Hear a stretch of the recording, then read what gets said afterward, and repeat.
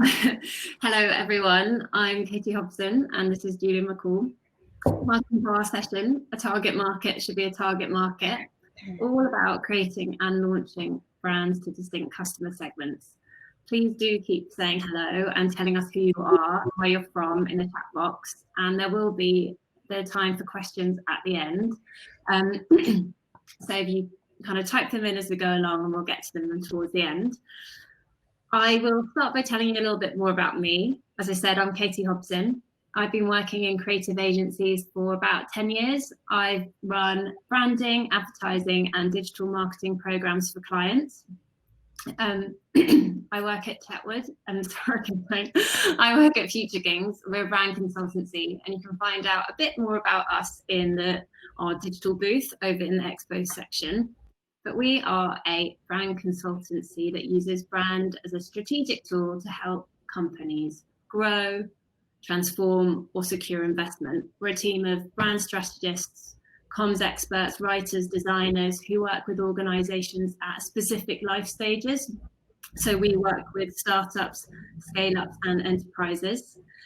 And Julia, Commercial Director at Chetwood Financial, is one of our clients, and she'll be telling you a bit more about herself and about Chetwood in just a moment. We've been working together for about 4 years, back when you guys were like a team of 10 people, and now you are over 150 people, recently ranked in the top 20 of Business Cloud's UK's leading fintech disruptors, alongside some really well-known names in fintech. So this organisation is one to watch, going places. And when my colleagues and I at Future Kings were thinking about what we wanted to do with today's session, we instantly thought of Julia for 2 reasons. One, she's a super inspiring female business leader, and today is all about women entrepreneurs. And secondly, because we knew we could have a really good chat about a topic that is core to Chetwood's ethos, and will also be of utmost importance of all business owners listening today, and that is understanding your target customers. I'm going to be hosting the session as a sort of virtual fireside chat, and as I said, with time for questions at the end. But to start, Julia, do you want to introduce yourself to everyone listening? Yeah, sure. So, hi, I'm Julia. As Katie said, I'm Commercial Director at Chetwood. I actually joined back in 2016, so right at the start of their journey. I was actually technically kind of #1 employee on the payroll, so I really was there, kind of, I guess, right at the very beginning. As Katie said, we we really have kind of grown from literally a handful of us to 150 plus. So it's been quite an adventure. Before I joined Chetwood, I worked at Capco, a management consultancy, for a couple of years. Similar space, so doing a lot of digital propositions, but more in the kind of wealth management and private banking sector. And before that, about 10 years at Lloyds Banking Group. So again, working a lot on customer propositions, retail and digital banking. But I guess what really kind of drives me or excites me is that kind of tricky combination of finding things that really deliver against customer needs, but also are commercially viable and sustainable. That's what I think is kind of really fascinating. And clearly in this space, what we'll talk to you about today, it's all about how do you get those insights? How do you really understand those needs so that you make sure that you're kind of starting in the right place? So yeah, let me tell you a bit about Chetwood, because I guess you've probably not heard as much about Chetwood previously. And part of that is because, well, it's very much a result of our business model, which is quite different, I guess, to the other challenger banks. So we are fully regulated. We actually got our bank license back in 2018. And we were actually the only retail bank to do so that year. There's quite a lot going on, I guess, with Brexit and other kind of environmental factors that slowed a lot of other people down, but we were lucky enough to kind of secure that. And our business model is all about creating really targeted products for specific groups of customers. So we don't have, we don't use the Chetwood brand as a kind of brand for all customers. We actually create distinct products for separate segments, and we create the products, the customer journeys, and the brand all around that specific target market. So we have different consumer brands that sit kind of within the Chetwood family, if you like. And the reason we do that is because we think that customers have really different needs, and actually a lot of the bigger organizations out there aren't able to be as specific because of their technology stack, or because of the cost to implement. And so we built our business model very specifically to enable us to be able to do that. And we do it for other companies too. So we also white label, so we can offer other brands access essentially to our kind of financial services products and journeys. But it's all about tailoring to the target market. So as Katie said, I guess an obvious topic for us to talk about today. Yeah. I'm going to start by just sharing with you our one and only visual of today's session. We're not going to be using loads of slides, but we thought it would be good just to give you a quick snapshot of what we're talking about when we're talking about Chetwood and their distinct product brands. So that's what you can see at the moment on screen. But Julia, let's start by talking a bit more about Chetwood's purpose and the significance of the title of our session today. A target market should be a target market. What does this mean for you? Yeah, so I think as you touched on, our purpose is all about making people better off. And I guess one of the things I am conscious of is, people talk a lot now about customer centricity, but we really put customers actually in the middle of all the decisions we make, which I think, certainly is different to anywhere I've worked before, in terms of the kind of the lens, if you like, that we go to do that. So we don't try and create products that work for everybody. There is no one size fits all approach. We know that customers are different, as I said earlier, and so we understand those needs and we create specific products around them. The technology we have enables that, as I touched on, but actually a lot of what really kind of drives that from a strong starting place is the research that we do, and our kind of focus on customer personas, but then kind of extensive research through the life cycle. And that's kind of what we're going to talk about today. Cool. See if there we go. So at Chetwood then, instead of one big generic product for lots of different types of customer, you guys are creating targeted products for individual groups and their specific needs, which feels really customer centric. I think there's a lot of companies today who talk about being customer first. There's a lot of buzzwords around customer engagement, but really at its core, what this is about is understanding the customers you're trying to serve. And I think something you talk to us a lot about when we're working together is, remember, I'm not the customer. And what this means is we've got very different needs to the customers that we're trying to create brands and products for. So tell us a bit more about how you go about defining and getting to know those target market segments. Yeah, so the first thing, as you said, is really being clear on who your product's for. You can't start until you know that, and everything that you do on product, on brand, on journey, so everything in terms of how you position yourselves, your public websites, your ongoing servicing needs to be focused around that kind of clarity, I guess, of who your target market is. And as you said, you can't just ask your friends. They might be your target market, but they might not be as well. And so you have to really kind of get under the skin of who it is you think will buy your product or service, and then make sure that you're speaking to them when you're doing the research. So the first thing is clearly to define that segment. And the way we do that at Chetwood is we often look at where the gaps are in the market. So when we're looking to kind of branch out into another product, we'll see where are there groups of customers who we think are either not getting products today, so don't have access to certain types of product, or are getting a kind of a bad experience, a bad product perhaps. So can we see segments that we think are being poorly treated due to a lack of competition? And so we often start from that place to try and define a product and a proposition around a need in the first place. But you can also look at your competitors. So if you know what you're going to be creating, or you've already got a product or a service in the market, an obvious place to start is your competitors, and to look at, what is it they're doing that's really working for a group of customers, and where are there potentially groups of customers who are not getting as good a deal? Is there something there that you can do to better design, for want of a better phrase, the kind of overall experience? And that can be a kind of a really kind of solid way, I guess, to get some insight from different types of offerings. And you might want to go quite broad with it. So you might not want to pick exactly the product category you're in. There might be similar categories that actually have, build a lot of insight into what you're trying to do. So it's worth thinking about it through that lens too. And then you need to create a persona. So we use customer personas. They are effectively a visual representation of your customer base. We make sure that we look at them from an attitudes and behavior perspective, as well as the obvious kind of demographic factors.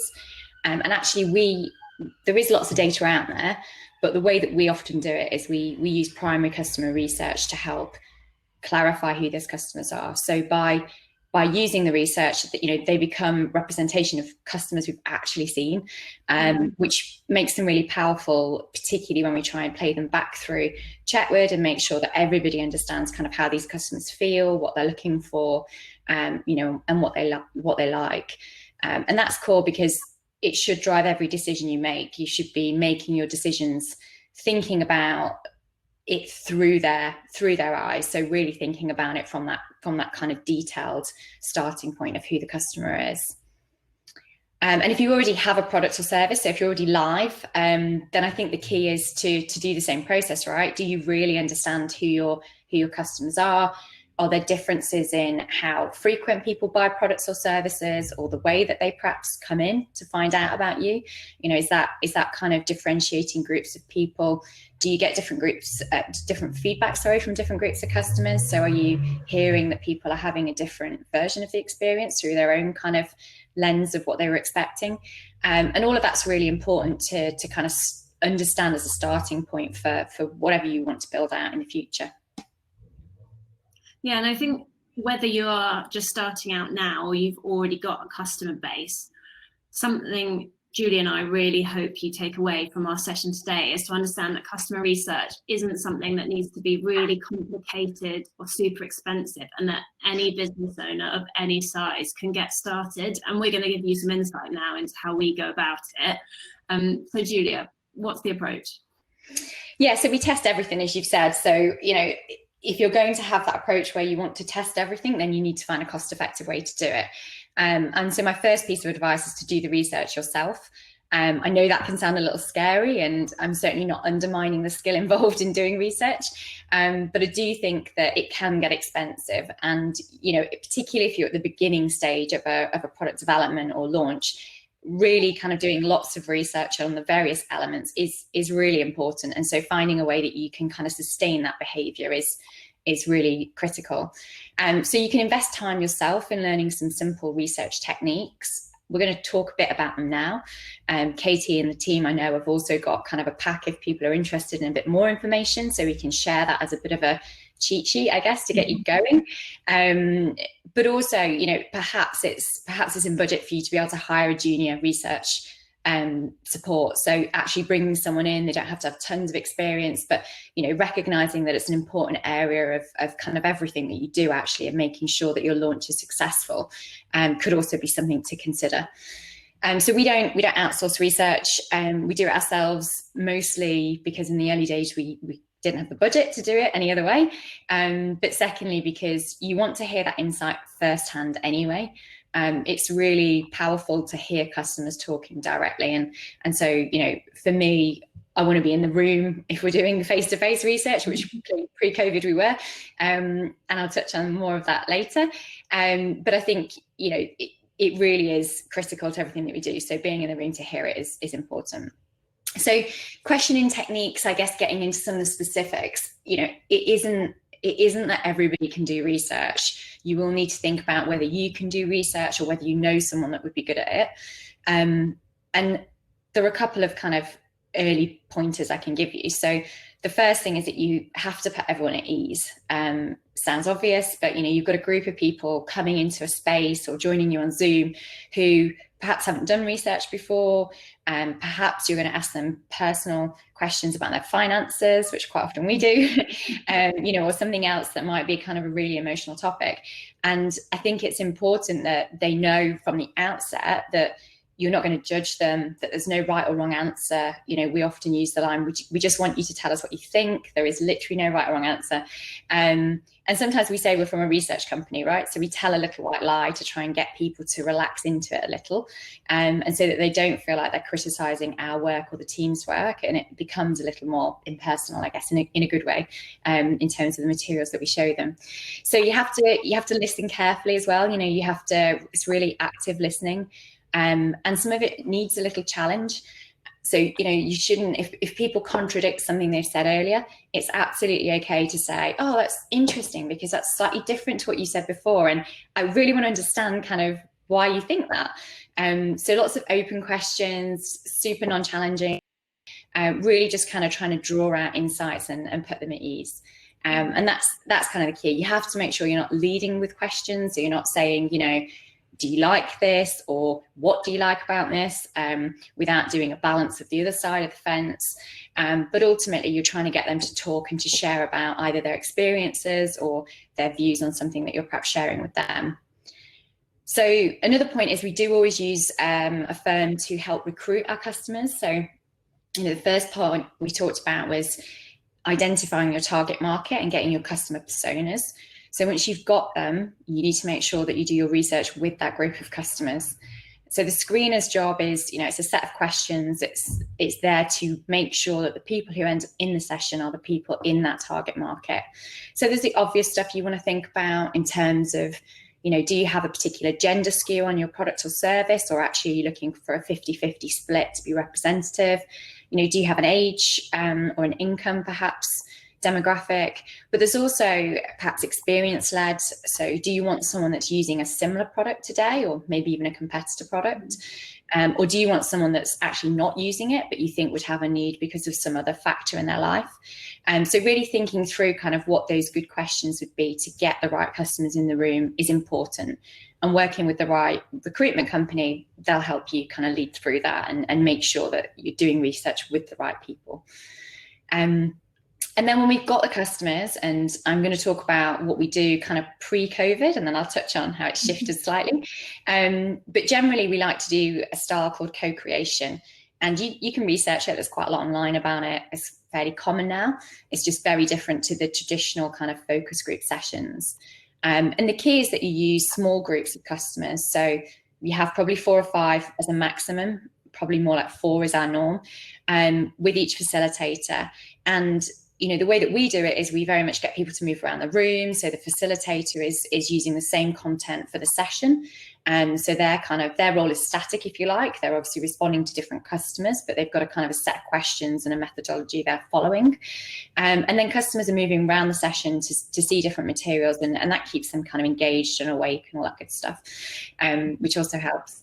And the small groups is really important because it's too small a group to hide. So people have to kind of get involved, and you can also bring people into the session if they're not. You know, it's much less intimidating to say, Katie, what do you think, in a group of 4 than it is a group of 12 around a table. And so you can really kind of bring people in and get people contributing. And you can also manage the people that over contribute. So there's often people that want to talk all the time, and you might need to rein them in. And again, it's just much easier to manage in that small group without kind of closing people off. We're saying we dictaphone record everything. It just means you can really listen and you can really engage in the session without having to worry about, I've just missed that great line or that quote. So we dictaphone. The £20 on Amazon, best investment you can make. And it just gives you loads of time then to kind of really go through the insights and make sure that you're also doing the analysis from a kind of an analytical point of view. So you're actually listening to the whole session again and being really clear about how many people thought what, and you know, what were the themes, rather than kind of random comments that might stick in your head more than others. So that's kind of a key part of it. And when we test product features, so we normally start with some early kind of exploratory testing around how the product or the service might work. And we normally start by getting customers to talk about their experience of using a similar product. So, you know, what was it like when you took your last credit card out? Tell me what you remember about the journey. Tell me what was bad and what was great about the journey. What were the pain points? And we'll use those open conversations to really just guide that kind of really broad insight. And we'll do that across, as I said, slightly broader areas than perhaps what we're focusing on at that point in time, because there's lots you can learn from similar journeys. So that's really critical.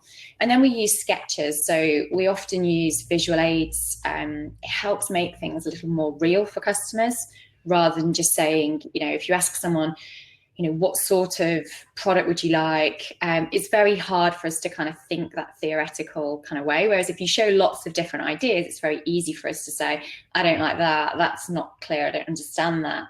That looks great. And so actually we go broad. We create kind of low and high fidelity sketches. So different levels of finished, I guess. So some that are very sketchy, and if you're creative, you can literally draw them. That's great. And if you're not, you can use digital tools like Balsamic to help, because they kind of create that sketch-like impression. And they just, as I say, give customers something to kind of feedback against, and for you to use as a facilitator to kind of guide the questioning. So that's kind of a really simple way to do it. We also use some quantitative research alongside. So that can literally be as simple as getting people to rank features as they come in the door. So giving them a list of 20 features and ask them to pick the top 5, bottom 5 things that would be most important to them in a product. That's still quant. You have to do quite a lot of it before it's meaningful. But if you do it on every research session, you start to build a real kind of set of data behind actually how things are coming out. And it is important to do that, because if you only speak to customers about things, it's very easy to say that things are, that you like things. You can test all sorts of things that we know haven't been successful and ask people if they like them, and they'll tell you that they do, but doesn't mean they'll actually use them, right? If you question any of us about, I don't know, our pension planning, we would probably all come up with a really sensible version of what that should look like. How would we plan our pension? But what do we actually do day to day? Most of us do nothing, right? And I'm definitely in that category, and I work in financial services too.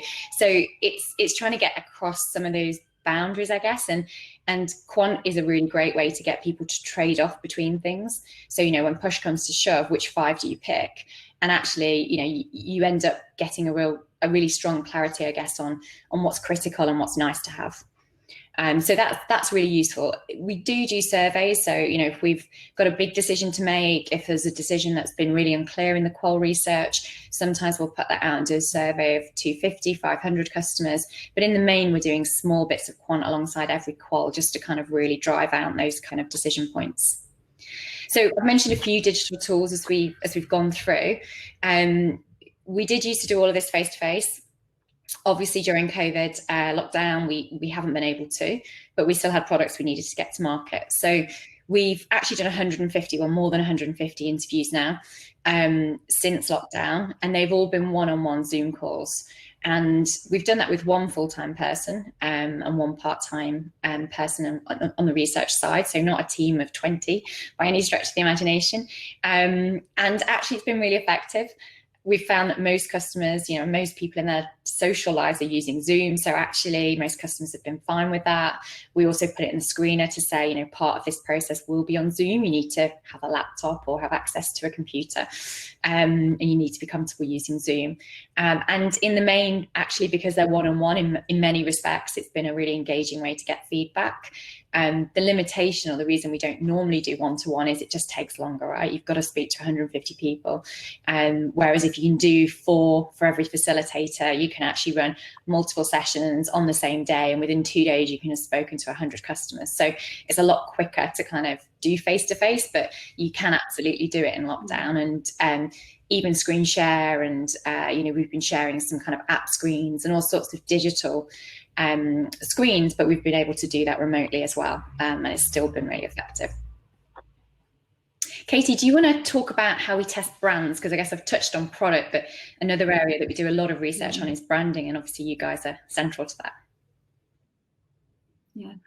So we actually get started on the brand strategy and identity quite early on in the process, usually once Julia and her team have defined that target segment and some of those key product features are drafted out. So when we work with Chetwood, brand is tested and iterated at the same time as the product and UX is being tested and refined. At Future Kings, we use our step, jump, leap methodology when creating brands, and this specifically pushes creative routes apart. So kind of from the more expected through to the more unexpected in the category. And pushing your brand concepts apart is great for research, because that differentiation really helps customers kind of understand what you're putting in front of them, what you're showing them, and understanding their reactions. We test 3 prototype brands, so that's kind of propositions, names, designs, copy. And while these are really pulled apart, we have still positioned all of these brands around our target market, these personas that we've been learning about through the research. Specifically for research, the way we test these prototype brands is that we mock up things like billboards and homepages, things that customers can actually like understand and comment on. And while they look really highly designed, I think it's important to say that at this point we don't spend ages and ages crafting them, because what we want to do is get that customer feedback really early on. And so we take that feedback from the customers in the early sessions, and then we iterate and revise and refine until we get a clear winner, that brand that's evolved, that means customers really understand, you know, what the product is, who we are, what we stand for. And once we've defined and finalized that brand identity, we kind of start testing again as we start to build the brand out through things like websites, comms, app screens. And working with Chetwood, we make sure that we test every single brand asset with our target customers. Cool. And then, so as Katie said, we've tested product, we've tested brand, and we've actually tested those in parallel. As Katie said, it's important that we do it kind of really early on. And actually, you know, we do the same with journey. So for us, customer journey is about how our customers buy our product online, and then how they'll service them online, so how they'll interact with the products over time. But if you don't have an online journey, if people are perhaps using your website for research, or you know, you want to test how social media works, how customers will respond to different messages or advertising, the same thing is true, right? That journey flow in terms of where are you asking the customer to go, where are they going next, what's that call to action? It kind of applies to lots of different areas. So for us, we follow the same approach. We mock it up, we start on paper, and take people through, and we're testing the copy. So, you know, the way that we've written it, the journey, the instructions, the guidelines, how friendly it is, the tone of voice, does that all resonate and work? And we're also testing the flow. So, you know, is it logical? Do customers understand? So we'll quite often say, what would you expect to happen next before we show the next page, to kind of really get a feel for kind of how it's going. And we obviously do a more digital version of that as we get further down the research. But that early point where we're doing the paper-based is actually just as important, because you're testing different things really. And essentially as you move down the line, it is more usability, it's device-led, etc. And I guess the point on all of it is you've got to turn those insights into action. So, you know, at the end of it, you're looking across all those 3 areas, and often, as I said, in parallel, and you're looking for the themes that stand out and how it all then ties back together. And at the end of it, you are then starting to test it all together. So, you know, what does it look like? What does the journey flow look like when it is branded and it is talking about the product, and how do they all work together? And it's really important that you do that final stage to make sure it's a coherent proposition. And, you know, ultimately customers have told you everything you need to know. So, it's really about making sure that you're kind of clear on what you do next with it, and that you've got those kind of themes, as opposed to, as I said earlier, random bits of insight that will come through too. Okay, cool. Well, we've got just over 10 minutes left, so I'm going to ask Julia a couple more questions, and then we'll ask you guys if you've got any questions. You were just saying that your customers have told you everything you need to know, and I think that's something else that you and I want everyone today take away from this session, is that you actually have to listen. You know, you have this vision of what your brand name will be, what the product will look like when it launches, and you test it and the customers hate it or they don't understand it. And this is something that you and I have been through a few times, right? Earlier this year, we went back to the drawing board on something because people kind of weren't really either loving or hating this brand. It was a bit meh. And I think it would be great to talk a bit about what that's like when you, from a personal perspective, have a vision of what your brand will launch and look like. and that's not going to be the case. What have you learned going through that process? Yeah, I mean, you're right. There's been loads of experience, like loads of examples, I guess, over the time. And the main thing is you have to go into it being fairly open about what you're going to hear. So as I said, we test things we know we don't like, and sometimes customers like them, right? And we know we don't like them. They might not fit with our purpose. They might not fit with what we're going to do, but you still learn and you still get insight from that. So it's being really clear about what the research is for at each stage. And then having, being able to set aside your ego and being kind of open to going in a different direction.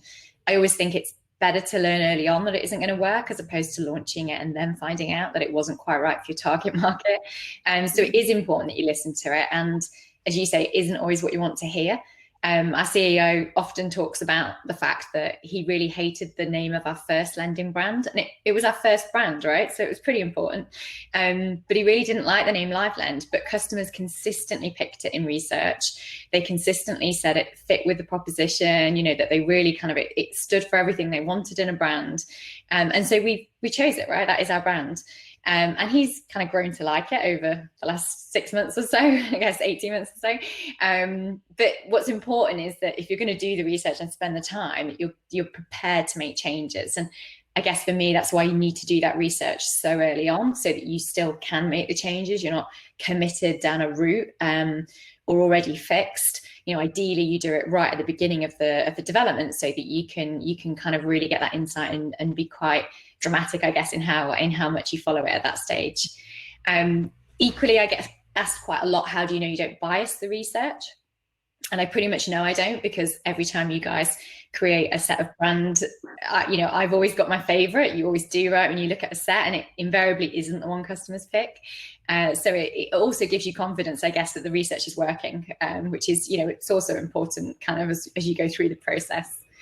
And the only other thing I'd say, I guess, is there can be too many ideas. So, if you come out of the research and actually you're thinking, well, some customers like this brand and others like this, and these product features are quite important to some and not to others, the thing to do is be really clear on that target market. So go back to the kind of personas, make sure you're clear on, is it a different set of customers that are following a different route? And if it is, it might be that you've got two product propositions that would work for slightly different versions of the segment. And that's great, right? You've got too many ideas, that's good. But you just need to pick one to go after first and be really clear that you're not muddling between them, and have that kind of confidence again to separate them out and put one on the shelf and carry on with one. Cool. Okay, so we have our brand, we have our product, and it's time to launch. What happens next? I mean, I guess, as I'm imagining everyone would expect me to say by this stage, but you don't stop researching, right? There are a number of things you can do. The first is you've got some data now, so go look at what your actual target market looks like. Are they aligned to the personas? Are they the same group of customers you're expecting to get? If not, that's not a problem, but you need to understand have you actually researched the product with them? Do you understand their needs? Is it actually a broader segment than you thought, which might be good news for the business, but you just need to get kind of into that target market and make sure you kind of really understand who they are. You can also use Google Analytics, which is great. You might have a sales team or customer contact team that are getting insight from customers. You might be on review sites, so people might be writing reviews on things like Review or Trustpilot, and all of those kind of feedback mechanisms act as kind of really important insight when you go live. And one of the things we do a lot of is we really look for kind of whether that brand proposition is coming through. So when customers write reviews for us, actually one of the most important things for me is they use words like fast, fair, flexible. And these are all words that we wanted the proposition to stand for. And it really is kind of delivering against what we intended. And so, that's kind of a really key proof point to actually understand. So you're taking all of that insight, you're still doing face-to-face research, you're still doing quant surveys, you're still doing email surveys. There's all sorts of ways you can talk to your actual target market, as well as kind of perhaps, new target markets for new products. And I think, just as a kind of a bit of a finish to that section, I suppose, I think the key for us is that, we're so passionate about finding those segments and then creating the products and brands that are right for them. And it all comes back to knowing those customer needs, and clearly people's needs change over time. So, for me, it is that kind of continuous loop to make sure that you're still listening to your customers, still understanding them, and evolving your brand as well as your proposition as they change. Yeah, exactly. Just as the proposition changes, we also make sure we keep our brands live and something that's evolving as well and responding. Cool. So I'm going to have a little search in the chat box to see if there's any questions in here. But if you've got any now, perhaps people could type them in.